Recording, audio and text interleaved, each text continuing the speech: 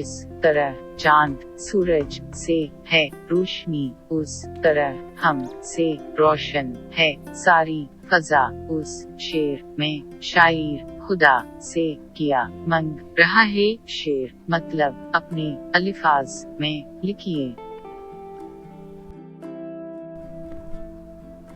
ये शेर उर्दू के मशहूर शायर शुबन कमाली की दाया नज़्म से लिया गया है।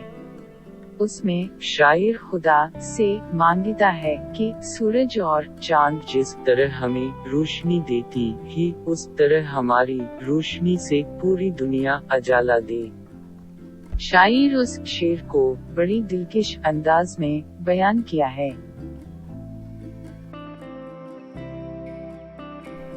लोग दुआ करने लिए कहाँ कहाँ जाते हैं, तस्वीर के नीचे लिखिए।